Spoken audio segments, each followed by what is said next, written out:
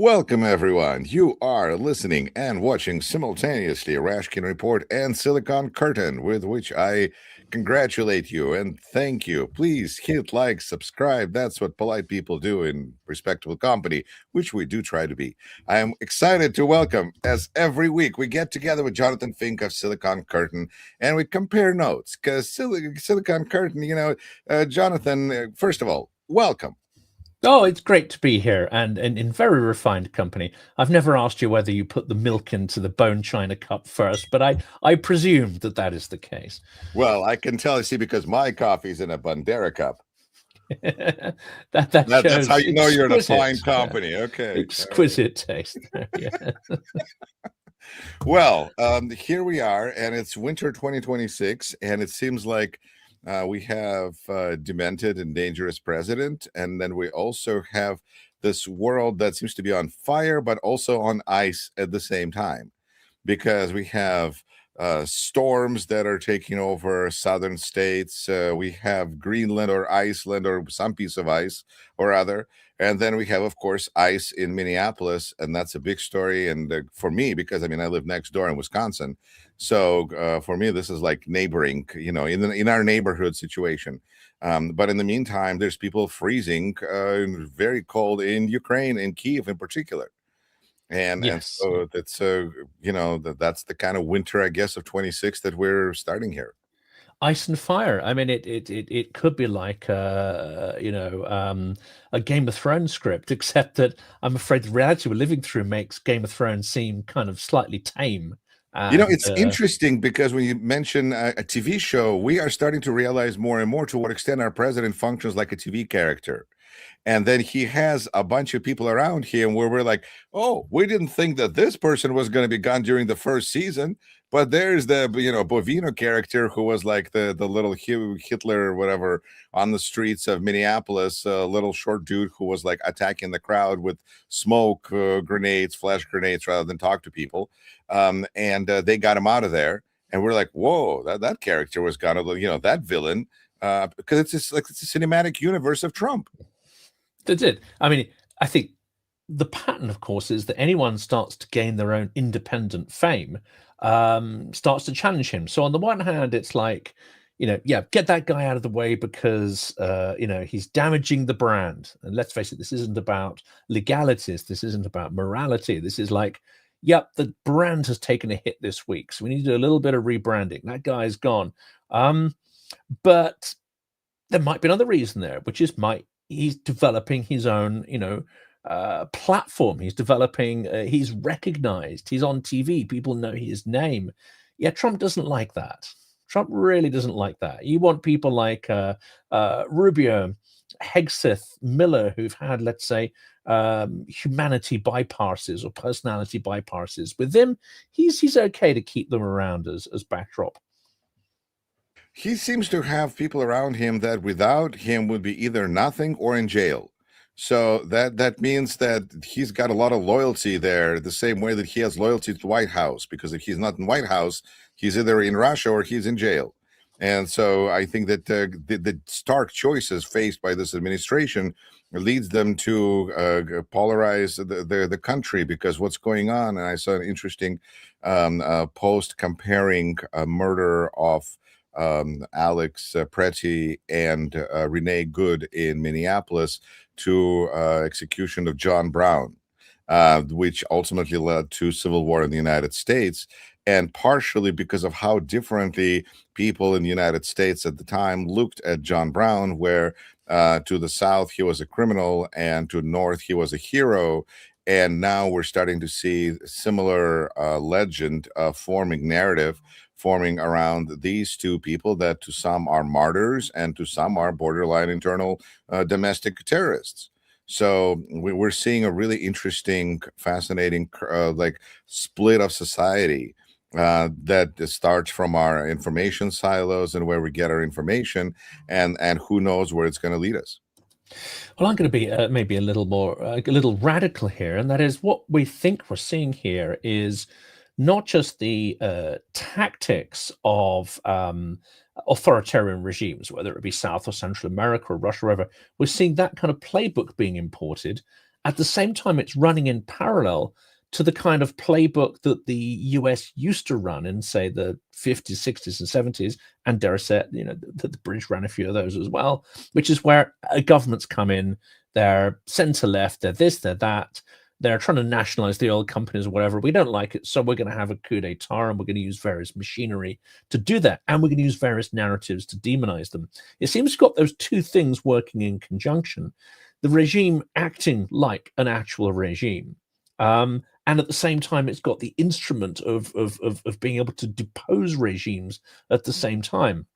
And Trump made this extraordinary. Apparently, there was an extraordinary conversation with Tim Walz, I think, the governor of Minnesota, if I'm not wrong there. And at one point, something that actually horrified the governor is that they were having this beautiful conversation, absolutely perfect conversation, as Trump would call it. And at some point, apparently, Trump said, "Well, do you know what? We had great success here and we had great success there. I don't understand why we're getting resistance and not being successful in Minneapolis. We had great success in Venezuela." And suddenly the governor sits back and thinks like, hang a second, he's comparing this situation to Venezuela? That isn't just dementia and cognitive decline, which is an issue. That unfortunately seems to me that everything exists in a kind of one-dimensional space. He doesn't understand borders, doesn't understand sovereignty, doesn't understand legality. Everything kind of collapses down into a kind of like they have in black holes. It all collapses down into an event horizon of his own narcissism, and that's how everything gets interpreted. But I think it's important to remember that this is not a surprise. He announced this when he spoke to those 800 generals, and he said that we're going to test this in this American cities, and people went, "What? What are you talking? What?" But now we see, I saw in New York Times this morning a picture of this, a bunch of people in military uniform seemingly storming a house ready to storm a house in Minneapolis. Lady opens the door, African-American lady who looks like she's wearing a nurse's garb, and that's her, and they're looking to break in, and there's a camera, we see like a point explaining which kind of a gun this is and this kind of a gun, and this is presented to us by our military reporters. So on one hand, we see that reporters and journalists got kicked out of Pentagon, but on the other hand, we see that the whole country may be turned into a war zone for them to report from. Isn't that great? So I think that Trump he said what he's going to do, and he's doing it. That's part one. The other thing that I think is really interesting is that I think you over there across the pond don't understand what it's like not to have a clue. We don't have a clue about this. We don't. This is why we so desperately compare things to Nazi Germany, because that's our only point of reference. And this is like Gestapo, right? This is like all of this. And then we go, well, no. We have lots of examples there, don't we? In Europe, you have Romania, you have all the puppet states that Russia ran, etc., etc. The stars. Right. But we in America, the only thing we can connect to is no kings. Like, that's the only thing we understand, because the one story we all agreed on is that we separated from England because they had kings. We don't have kings. And then some stuff happened. And and there's been dark chapters in American history. Who knows what could this could be? But the idea of an authoritarian state, like, or overthrow of government like we've done in other countries, or all of this happened elsewhere. We over here, it's only the immigrants that know what's going on. Yeah. And the idea, the image of having, Humvees and armored vehicles on the streets, that is a certain level of kind of normalization of violence, which, tradition has been the projection of imperial power, American power in other countries. And, whatever narrative you put in it, whether it's, the imposition of some sort of, governance or order or a coup, whatever it is, we're used to seeing that sort of militarization of people's domestic space in their countries. Now it's coming home. But we did have a taster of this, I think, in the first administration, where Trump didn't tackle as such, but many in his regime weren't quite the sycophants he's got now, and they pushed back and said, "Well, hang on a second, you're going to send Black Hawks or whatever into Washington and buzz the." You can't do that. You got to invade your own cities, and there was a certain level of pushback. What I think is fascinating about this now, I want to get your point of view on it, because this does give me some hope. You started the episode with the idea that there may be some hope. It seems that Trump is absolutely allergic to negative headlines, whereas your classic dictator will just charge through that. You know, they'll just steamroller through that and they'll stick to what they're doing. Here we see a degree of, I would say, internal panic, not an admission of culpability. It's not a reverse of policy, no matter what the legacy media says about it, but it is a certain squeamishness at the headlines they're generating through their actions, which they fully intended to do. They wanted to cause mayhem. They wanted to cause death. They wanted these headlines. But there's a certain squeamishness at the result of their own work. And then they turn on each other. Noam turning on Miller, Miller turning on Bovino. They're all, you know, and Trump potentially going to chuck a few of his goons, you know, out of the balloon, as it were, to you know, get rid of some ballast and lift it back up. If this was a fully if they were competent authoritarians, I'm trying to say, they would just motor through this, as we see Peskov and others do. They lie and they lie and they lie gratuitously and they never apologize. And actually, they double down on the lies when they're called out for the lies. It seems here that Trump is tackling his own revolution. Look, Jonathan, I think that there's no question or no argument that they are cowards, that they're morons, and that they're liars. But that's not what gives me hope. What gives me hope is the fact that Minnesotans came out in freaking cold weather. The whole country is up, outraged over murder of these people and basically execution style. And the more we see it, the more we realize how unfair this is. And we start to think about, oh my God, if these people that killed Alex Preddy, basically when they found a gun on him, that was his death sentence. And these are our border guards. So this is like what's happening. We don't know what's happening on the border where these people operate usually, where there's no cameras.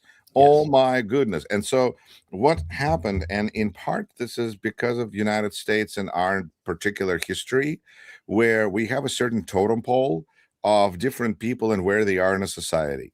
And if something happens to an illegal immigrant, somebody who doesn't have their paperwork in order, basically a human being without a proper paperwork, if something happens to them, it's not the same as if something happens to a citizen, or if that citizen happens to be of a different skin color or gender. And what we saw, it's not that we're all racist or not. It's that we saw that when this system can't ultimately respect a 37-year-old white man in Minneapolis and wipes him off like he is nothing, nobody has a chance. And that freaked people out, kind of like what happened with George Floyd, I think freaked out Black people because they felt like there is no bottom.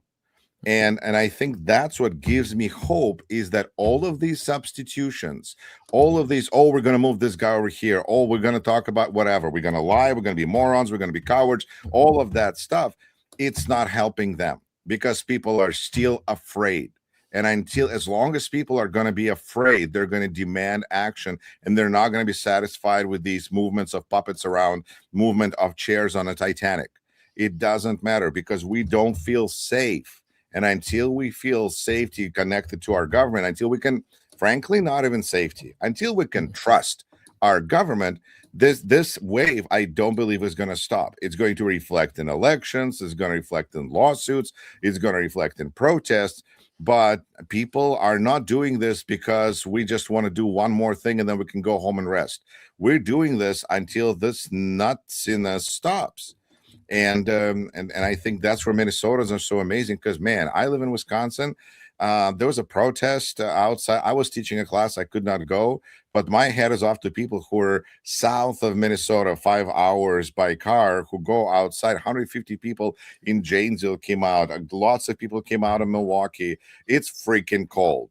And look at the videos of what people are doing because they want to send a message. They've had enough. That's what gives me hope. And it's extraordinary, isn't it? I mean, there's the absolute impunity is one of those things. This projection of the idea that it can happen to everyone, but we're seeing it implemented in such an indiscriminate way. and they're not waiting for one group to be coerced before they started another. So actually the strategy, which has been quite successful, say in Germany in the 1930s, you destroy the power of one group before you start on the other, and you take a little bit of time over it, and you have a bit of mythology, a little bit of methodology around your terror. Now, obviously, I'm not justifying this in any way, but it is a kind of strategy. What we see here are these clowns have kind of half learned the strategy, and they're implementing it in a half-baked kind of way, and doing it all on steroids because they're in a real rush. So they're not waiting for one group to be cowed and coerced and finished off before they start the other, which destroys the effect. It's because you start on a new group before the other one's finished off. Well, they can ally with that one, and then you start another group. Well, they can ally with that one.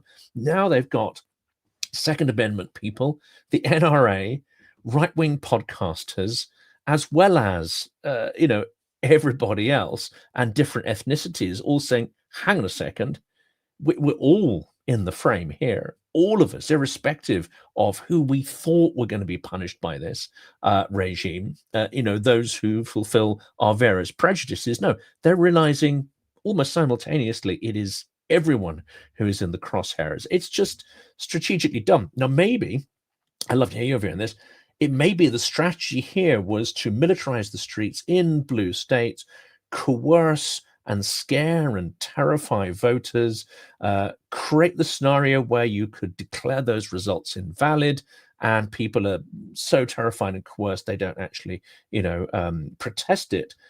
But what they seem to be doing, because they're just so incompetent, is they're actually alienating red states, which they hadn't planned on invading. And now they're going to potentially lose some of those red states. So what are they going to do? Are they going to send ICE into GOP states as this whole strategy starts to unravel? That's some drastic thinking there, Jonathan. Whoa, because I think this is all kind of built on being cruel to others. And so people are asking me, and I think everybody's asking everybody, each other, why Minneapolis? Why Minnesota? Like, what the hell is up with them? And I think that there's multitude of reasons which all point to Minnesota, but also give us some ideas of what's going to be happening next. And on one side, we see that if you have a state that voted for against Trump, because it's not for it's against Trump, and if your city is against Trump, and if you're in a red area like Minnesota is, because it's kind of like the last island, electorally speaking, in Midwest, where that did not go for Trump. Our Wisconsin, to my shame, you have to admit, we voted, still one of those swing states that went for Trump. So that's not the target. Target is Minnesota, which consistently went against Trump. Politically, they're small, they're an island, and they thought that they could show that the cruelty sells, that they can show that they're not effective, that they're cruel, and that their popularity will increase, at least with red states, at least with their own base. But the problem is, and I think that's also the big, another tragedy of Alex Pretty murder is that he had a gun, and the reaction of this administration that is so anti-gun, or so anti people's rights to carry weapons, that it's to Democrats, people who have memory, remember also Wisconsin, Kyle Rittenhouse, who came out during protests in 2020 with an AR-15 and killed at least one person. I don't remember the details, but he was, deemed to be okay. He was found not. He basically is going on with his life, while Alex Pretty is dead. And Alex Pretty was wrong, and Kyle Rittenhouse is right. And I think that is bothering a lot of Second Amendment advocates who are trying to see the hypocrisy in those kinds of statements, where Trump says, well, he shouldn't have been there with a gun. It's true. People shouldn't be at a protest with a gun. It's dangerous. But it seems to be more dangerous if you're against Trump. And that's really, I think, one of those horrible ironies, that this gun that is supposed to have been his protection was what led to his execution, practically. Because first they removed the gun, then they yelled he had a gun, and then they shot him. and that's, I think, is a very powerful message to a lot of people who are who carry guns with them everywhere they go, and sometimes more than one. Not to mention that in Minnesota itself last year, I heard number 400,000 hunting permits that were issued. I mean, there's a lot of people with, it's just, this is our culture. And so to tell us that apparently it's the wrong thing to do, this is not the person from whom I expect sensible advice. And so when this comes from Trump, this is, so I think to me, that's why Minnesota, and that's why he's having some of the kickback in red states and all over the place, because this is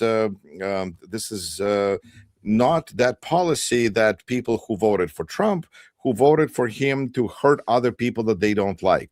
But this guy, he was a nurse. He was a ICU, intensive care rehabilitation, intensive care unit nurse. Worked with veterans. Yeah. I know. There's video of him. And now we have a commenter in our comments saying here in chat saying that in America, there's a lot of AI videos being pushed out there that showed Alex Spretzes being violent. And so people are like, well, now we have to deal with this. Okay, look at this. Yuri, it's pushing non-gun owners to go shopping. I don't know what's pushing to what, where, but I think, well, again, sorry, Yuri, I don't agree about arms bearing. You can, but it seems to be common sense that bringing a gun to a protest with this kind of a level of enforcement seems to be dangerous, apparently. So that was the consensus from people who do law enforcement. But then at the same time, he had a right. He had constitutional right. And his first, second, fourth, I think like 10th, 14th amendments were ignored. And that really worries a lot of people in blue and red states. This is where we need to come together for our Constitution. And I think that, that video, whether it's AI or real, of him apparently attacking an ICE vehicle and looking, extraordinarily angry, if that's real, actually, it bears no relation to how he was executed. It bears no relation at all, because I doubt very much that anybody in that scrum, that rabble that piled onto him, would have had any awareness of any, previous confrontations. The two things are entirely, I would say, unlinked in this case, and certainly no justification whatsoever. But this is clear. I mean, this seems to be quite an interesting question, in fact, because the Second Amendment, and I'm not pushing any gun thing. I'm coming from the UK. I get extraordinarily nervous around anyone carrying guns, including police officers, or at the airport where they have the big submachine guns. It's like it's terrifying, and it strikes me as sort of unnecessary for people to be armed. And I prefer any environment I'm in to not be that. That's not to say, I haven't gone to rifle ranges and gun clubs and handle guns. I've actually done that, and I in a certain context, I think it can be quite enjoyable pastime. It's kind of fun. But this seems interesting. Their argument was always, well, we have to have guns to prevent authoritarianism rising. Trump comes along, and it's like they don't make the connection. Fine, but suddenly the penny seems to have dropped, which is that this regime is terrified that the populace has guns and might be able to protect themselves. So in some ways, they were right. An authoritarian regime comes along, and they're not going to want people to have guns and defend themselves against an authoritarian slide. It just so happens it's a Republican regime or a MAGA regime that is going to potentially take their guns away or shoot them for having a gun. I mean, it's extraordinary absurdity, the kind of absurdity only Trump could have perhaps engineered. Again, I'm not going to deny the hypocrisy of right-wingers in America from the moment. I mean, I was just hoping that their hypocrisy is going to be stopped at their constant wailing about national debt, that they do nothing but pile on as soon as they get into power. So that was kind of like, I was hoping their hypocrisy is going to stop there. But now we see their hypocrisy continues on to the Second Amendment and right to bear arms. and people's right to exercise their rights. That's how democracy and the rule of law works, that whether you like it or not, you deal with it because it's the law. Like all of a sudden with this administration, we have no constitution. This is really unnerving. Now, there's a comment here from somebody. Look at this. Protecting illegal immigrants won't benefit you. You'd be better off focusing on economic policy. Now, I'd like to answer to this moron and explain that economic policy is immigration.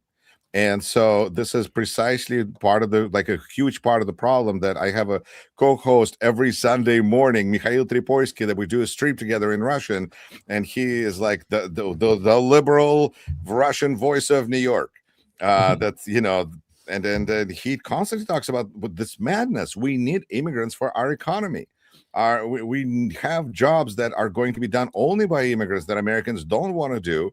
And so our economic policy is very much our immigration policy and vice versa. So if you're going to be talking about economy and ignoring immigrants, well, hopefully you understand, you know, you're missing like your solution, your tool. Of course, you know, I was involved in a discussion on my county board where we had a presentation about changing demographics of Wisconsin and how we're lacking job. You know, we need more people to do jobs, where they could come from.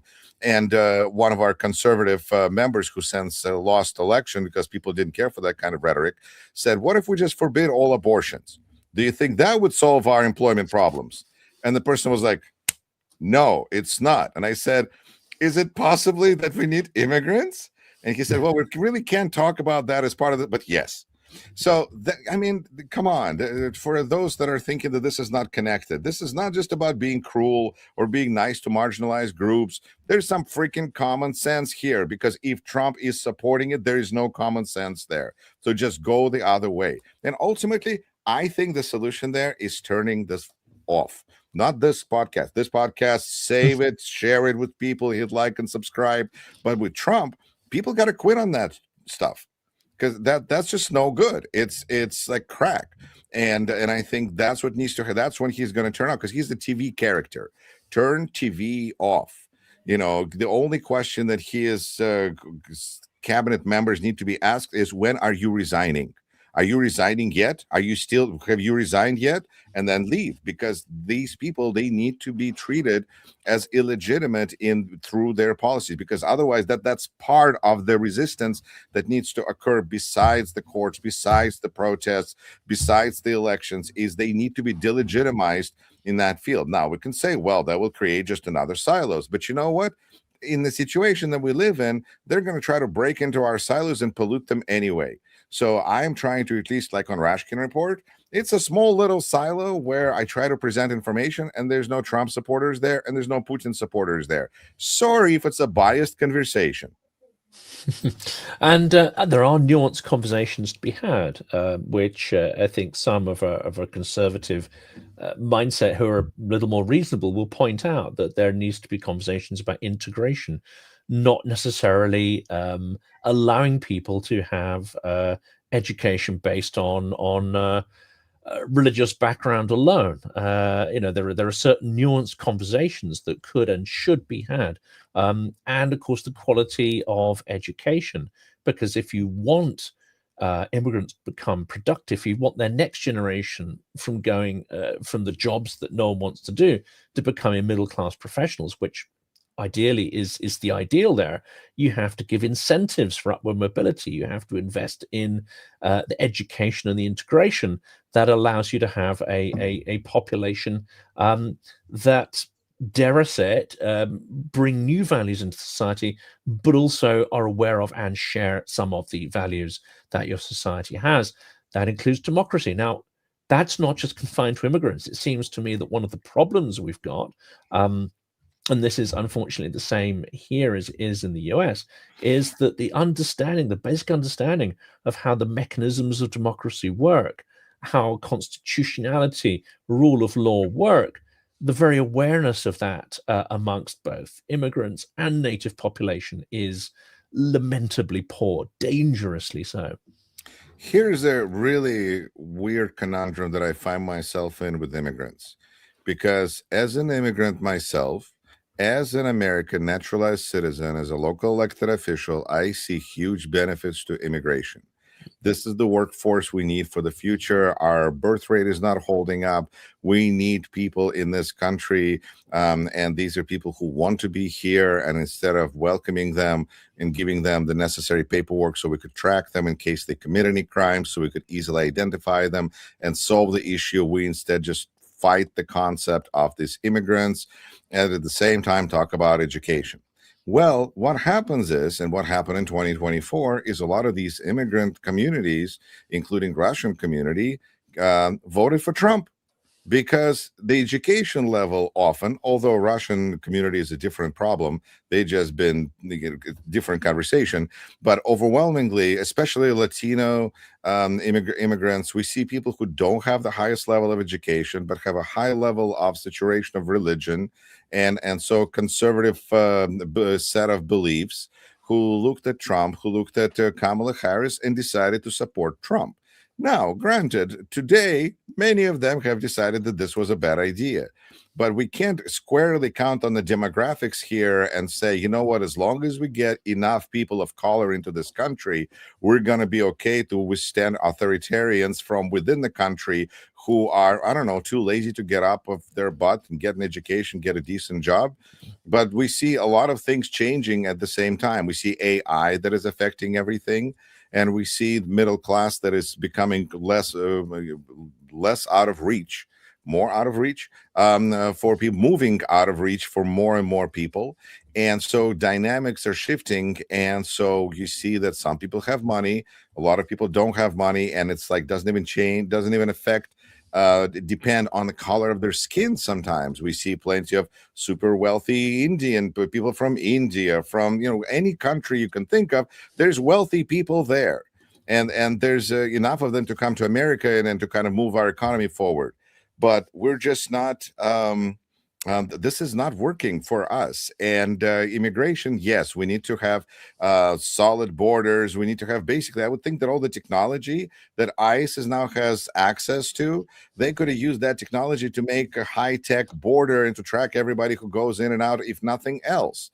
That's just my speculation. But I mean, I feel like rather than saying, forget immigrants, immigrants are bad, we need to track immigrants. But then when they get here, that doesn't mean automatically they're going to vote for Democrats. In fact, well, as Russian community shows, they're just as likely to overwhelmingly vote for somebody who is against immigrants. And then you go, why were we fighting for you?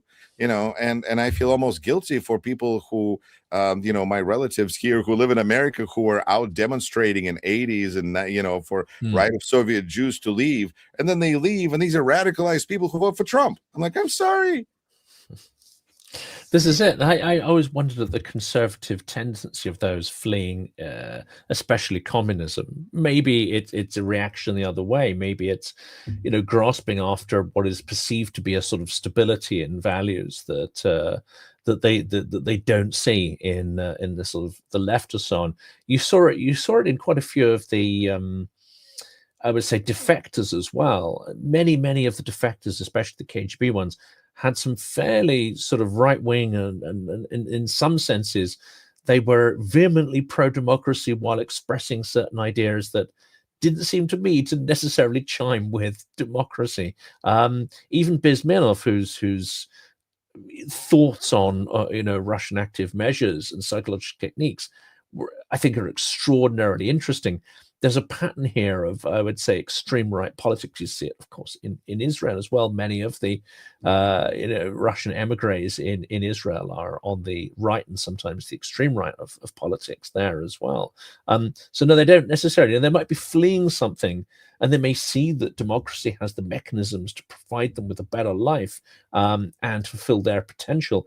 That doesn't automatically make them democratic in spirit or culture. Not at all. But you know what? At this point, I would like to very proudly say, maybe you heard as well, but for those that haven't, Alex Vindman, who the central character in the first impeachment of Donald Trump, the man who said, no, that's not okay. When Trump told Zelensky, we just want you to do us a favor for that javelin that you're supposed to get already, javelins. Now we want you to find dirt on Biden. That's when Alex Vindman said no and created a situation that led to first impeachment. Now, his twin brother, Evgeny Vindman, is actually serving in Congress. And now Alex Vindman announced that he's running for Senate in Florida. Wow. So, this seems, I don't know if this is going to be a chaotic campaign or if this is going to be a campaign of domination, because on one hand, it's Florida. On the other hand, you have a senator that is there on the Republican side because Alex Vindman is running as a Democrat. But on the other side, we have some lady who was appointed there when Marco Rubio got yanked. And I guess Laura Trump or whoever else Trump didn't get it. So they found this Ashley Moody, I don't know, somebody. And so that's going to help because that's not like a solid incumbent. And there's going to be tremendous outrage against Trump all over the place.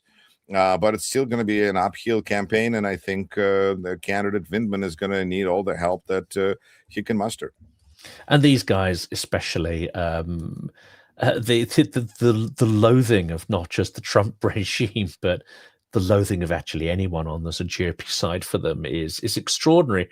When in fact what they've done in speaking out and aligning themselves with the absolute letter as well as the spirit of the law is in some ways heroic, but that they have absolutely vilified by those on the right. I think, yeah, we need more of those people. So turning back to this idea of whether there's some kind of hope, you see hope in the resistance that people are showing, the organized resistance and passion that people are showing. Is there hope to be had in another two arenas? One is the start of legal barriers being put in place and legal accountability for the lawlessness. And the other one, which you mentioned earlier, is that it seems that despite cosplaying a fascist takeover, that actually Trump and his clowns did not have the stomach or the brains to actually pull this thing off. I think they don't feel like they have the support to pull it off. They're perfectly willing to go as far as the system will let them, and this is where we are now watching perhaps Death Watch career, of Stephen Miller, because there's a person who has just been behind all of this cruelty against immigrants from the very beginning, has been identified as such, has been identified by AI as likely author of Trump's speeches on the topic. And Yes. And he is basically telling Secretary of Interior Kristi Noem what to do, according to her. And so now that Republicans are certifiably, verifiably upset about what happened and what's happening in Minnesota, there is a possibility that there will be just enough pressure to perhaps something. We'll know that the administration truly feels under pressure if we see that Stephen Miller leaves. But that would be hard to imagine, because similarly to Putin, Trump doesn't get rid of people when they get into trouble, because that would be showing weakness. So it's important to hang on to your losers through the hardship, and then when they're perfectly done, maybe get rid of them if necessary. But the legal resistance, I think, is playing a huge part in what we're seeing. The key is you got to live to get to court. And you got to be able to to do those things, because when we have a federal judge in Minnesota saying that ICE has at this point violated something like 100 court orders, we see that there's a lot of court orders that they're violating, that there will be consequences, but how and when we don't exactly know, because on some level it feels like we have a term limited king.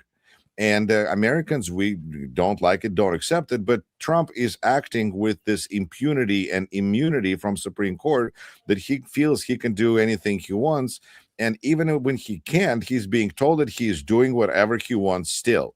To me, like what happened with Greenland, when Mark Rutte came out and was like, sure, we made a deal, and walked into a room with Trump, told him whatever Trump wanted to hear, and now Trump feels like he's got enough. He still lives in a bubble. He still lives surrounded by people who tell him what he wants to hear, and that leads us to the problems that we're having, because we see courts that are not happy with this. We see people who are not happy, politicians who see lots of opportunity. Big question that I'm being asked by my Ukrainian listeners, and I probably yours as well, is do you expect there to be an election in United States in 2026? This is it. They'll know how the Yanukovych playbook goes. And Timothy Schneider has said that, you know, you guys have your own Yanukovych to deal with now. Indeed, and he came to us courtesy of the same Manafort, so I think that there's some interesting crossovers.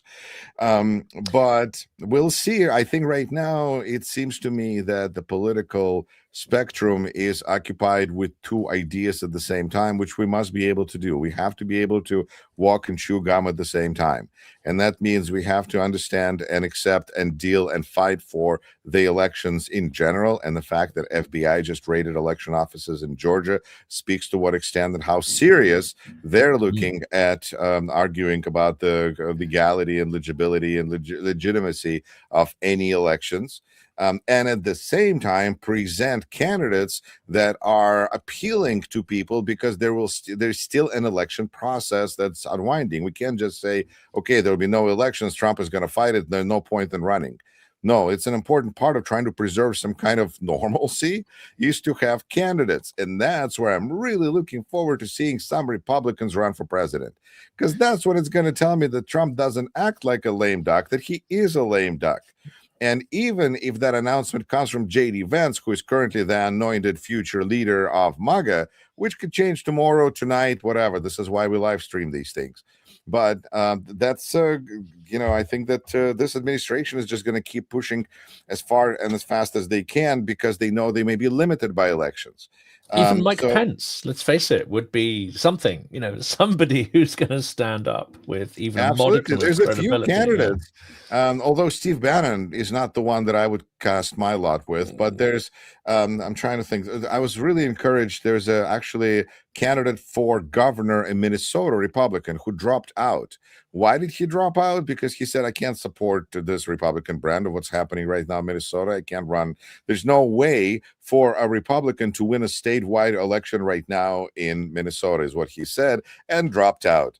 I'm like, wow, that just warms my heart, you know. But there will be who do they field instead? You know, a sort of Timu version of Marjorie Taylor Greene, who, of course, interestingly, has now flipped. But you know, right, and exactly. Cheryl is absolutely right. When after Alex Preddy was murdered, the Attorney General Bondi sent a letter to Governor Walz saying that we will leave if you give us Minnesota voter rolls. What?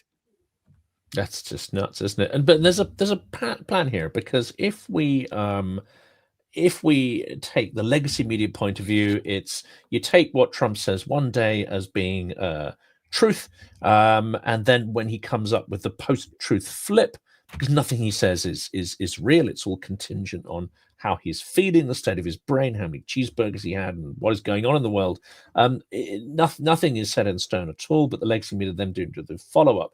If we say, look, if we're trying to see a pattern here and not just Trumpian chaos, then he has a couple of choices. One is to say we went too far and start to retreat. That is not what any authoritarians anywhere do, because that signals they're finished. He could say, okay, we're going to retrench for a little bit, rebrand, and we're going to try something different. Well, authoritarians do that. Putin and the Russian strategy is famous for, you know, if you stick the bayonet in and it's mush, you keep going. If you hit something solid, you pull it out and you try a different spot. So that's certainly a possibility. The third one is doubling down. And actually, with this voter roll heist, which they've pulled, it seems to me that the doubling down is the most likely scenario here. But doubling down also means that you create distraction, especially when you screw up in the way they've been screwing up with ICE. You create a distraction that gets the thing out of the headlines that you want, whether it be Epstein, whether it now be ICE and a problem of their own making, something like an invasion of Iran, etc., Greenland. I think we have to think about, well, what are they going to do to be able to pivot and keep going while distracting everyone? And I suspect we've got more insanity coming in the days ahead. I think it's important to know that sometimes he doubles down, but sometimes he tacos. And sometimes his doubling down is actually being a taco. And what his borders are in Minnesota, Tom Homan, who himself has been accused of taking $50,000 in a food bag as a payment for future jobs in administration that he was going to be giving away, and the only reason he wasn't charged is because they needed him to get the job. Then he got the job, but then FBI couldn't charge you anymore after that because it was already Trump presidency, and then it was all. Now we see this. So Tom Homan doesn't inspire any confidence in anybody, but I think that he already said that they will be taking there will be a drawdown provided there's cooperation. But they said there was not cooperation, then they say there is cooperation. It's all whatever lies they want to say. But more putting Homan in place, there was a lovely social media thing which was like replacing Bavir with Homan is like soiling your pants and deciding to change your shirt. It's not a substantive change. That's, I think that's a very apt comparison. And I think that just means that this TV show has to go to a new scandal. We need, because that episode did not end well, but if we go on to the next one, then people won't remember what happened because the commercial break and the latest news, and now we're on to breaking news for the next Iran. But I tell you, it looks freaking weird and suddenly less relevant to watch protests in Iran on Fox News, while on CNN, there's Minneapolis and Minnesota. Like, to what extent can we be really concerned about problems of what's happening outside of the country as a country when things are actually, reality is actually happening here in front of us? And this president's constant desire to, like Putin, who can't fix things inside the country, so he goes on external adventures and wars because that's how he can maintain support and popularity also, besides his imperial dreams. But on a practical level, he can't do crap inside Russia, so then just you have to flush out all the everything externally. And I guess I'm just hoping that the same way that you can't build democracy in Russia, you can't build a totalitarian state in America. But that's not for lack of trying. So not for lack of trying, and of course they are experimental. Trump, it seems to me, the two things that he is good at is personal branding, sticking his name on something and artificially inflating the value of that thing, and then cashing in. He doesn't always achieve that, but cashing in before people twig and the price crashes. It's a very, very simple trick, which he's played over and over again. The other thing he does seem capable of is the spaghetti against the wall kind of marketing technique. And of course, his rallies seem to be, in my mind, a giant political marketing campaign, which is you try something, you try something, you try something, and you're just in real time testing what the audience reaction. Have you gone too far? Have you not gone far enough? I think both of those skill sets seem to be getting less responsive as a feedback loop. As one, he seems to enter cognitive decline, which is seems to be extremely rapid in its progression. The other one, of course, is the stress, the potential lack of sleep, the workload, what he's taking on, the fear of consequences if he can't keep juggling these balls. That would degrade anyone's ability to start, think rationally. And of course, when you're surrounded by sycophants, as we know by Putin, you start to lose those faculties that made you in some ways powerful in the first place. So it seems to me we're not just seeing a sort of cognitive decline into very dangerous territory. We are also seeing him failing in being able to read the room as well. Well, he feels like he's dictating the rules to the room now. It's kind of the rules have changed, and he either has the rooms where everyone agrees with him, so he's getting used to more and more telling them what they're thinking. So that is kind of a different instinct, and that's part of the problem.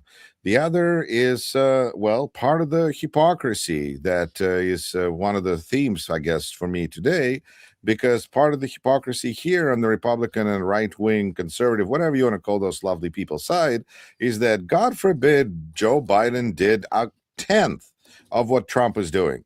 They're being impeachment by now. Hundredth of it. Obama points this out very effectively. If he were to send National Guard, let alone ICE, in to say, If he Texas said, to right, if he coerce said them, he you know. wanted Greenland and called it Iceland, he'd be impeached twice. Yes, same day. Yes, and He's it, bringing those articles. Yeah, and I can't even say that they would be wrong to do that. It would be the right thing to do. It's just that they are not doing it with Trump. And that leads me to wonder, and more people in the United States, are we in a period of transition? Are we actually observing a president having a decline in front of our eyes that is possibly will lead to him passing away in the middle of a press conference or a cabinet meeting? While they're talking, he'll just close his eyes and check out on TV like a TV character should. But then we're looking at JD Vance and all that thing that come with that, and that's going to be, you know, a whole other show. Vance, Peter Thiel, Eldridge Colby as Elon Musk. Elon Musk. I mean, he seems to be so autistic. He doesn't really understand what's kind of going on, but Thiel certainly does. And as I think it was you or Jake Bro who pointed out to me what his company was named after, I'm like, oh, you can't even make this stuff up. It seems that these people have got me almost sort of lost for words, but it does seem that he's on a soap opera time frame, because you cannot have someone having dementia over a decade and slowly declining, because you're not going to run to that many series. You have to have the decline in real time within 14 episodes or whatever it is, and that seems that Trump is in his decline and dotage. He's following the time scale of the soap opera narrative unwinding. So expiring, doing the thing that he loves, lying and grifting in front of the cameras, that would be entirely fitting, perhaps.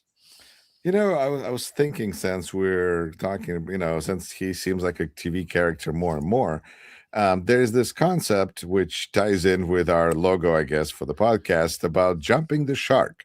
And I don't know if that's a concept that's familiar in Great Britain, but in the United States, it refers to a TV show that went too far. And we're referring usually to the Happy Days. That's the series that's also takes place in Wisconsin. And in one of the episodes, one of the main characters, Fonz, when they were like lacking ideas, they go to, I think, Hawaii or something, or California, and he is skating on water skis and he jumps over sharks, and people are just like, that's too much, man. This is it. This is not like a bar in Wisconsin anymore. We're like jumping shark. This is different. So I wonder, when is this jump the shark moment going to be with this TV show, with this administration? Maybe it happened already. It feels this week that certainly, certainly maybe their little toe got slightly nibbled as they were jumping over the shark. It's certainly an indicator. It seems to me an indicator, and I'm going to put an episode out later, that Trump's authoritarianism, and I think the sort of doom and terror people were feeling, is they're almost accepting it as an inevitability, which again is very Russian. It's what Timothy Schneider says, don't obey in advance. But I think a lot of people are like, this is happening. There's nothing we can do to stop it. Oh my God. And that becomes a self-fulfilling prophecy. It's a little bit like the rise of Farage here. There are many who are behaving as if it's already happened, rather than resisting it vociferously with all their energy and intelligence. I think what this week showed is that the full Trumpian slide is not inevitable, that it can be resisted and should be resisted. And indeed, it's not certain that it will win. In fact, its victory is only certain if we give up on that resistance to it. In fact, its decline into complete lunacy and sort of violent shambles is the most likely outcome, especially when it's put under just a modicum of pressure. Well, let me ask you this. I'd like to get, I guess, your take on this. What I'm hearing from what I'm reading is that the nationalists in Europe are not happy with Trump, and they're separating themselves from Trump because now he is like attacking them. And so their nationalist side is kicking in. Is that helping somebody like Farage, or those kinds of people? Well, this is the interesting difference, isn't it? When you see Meloni, she's done this on so many occasions. She's standing next to Trump and he's saying something or doing something, and she's looking at like, what the hell is going on here? You know, her eyes are rolling her head. She's very talented. She can't keep those emotions in. It's like, you know, she shows exactly what is being thought here, whereas Mark Rutte has got a job to do. His job is there to suck up to Trump, you know, every minute of every day, to preserve his job as head of NATO and to preserve the illusion that NATO is still a unitary force and effective. Neither of that is really true in that sense. I mean, there's effectiveness, but it no longer comes from the broad coalition, and certainly doesn't unfortunately include reliance on the US. So I think there are different individual reactions to this, but they know that their brands are going to be damaged if they go too far in aligning with Trump's message. Even Farage is perhaps the closest to Trump out of all of these figures, and those who I think are most aligned with the Kremlin they're hedging. They're not coming out and condemning it. They prefer to sort of retreat and keep quiet or deflect by saying something sort of supposedly normal about something else. You see Orban, and you see Farage, who I think are the most Kremlin aligned of the more right wing elements in Europe, and most likely the ones that have benefited from support to help fill their pockets. They're not coming out and fully distancing. It's just a temporary sort of suspension of full-throated support. There are many reasons why I think they will not turn on Trump, not least because Farage wants to create a Trumpian revolution in the UK, whereas I'm not sure that really is Maloney's agenda. I can't speak about Le Pen and others, but Fico has come out and apparently said or confided that in his recent experiences of Trump firsthand, he's come out and said that he thinks Trump is demented and dangerous, hence the title of this episode. So there are different reactions there.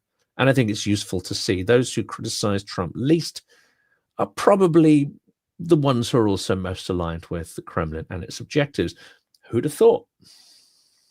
Who'd have thought? Listener viewer writes, Trump regime, the Borg resistance is futile.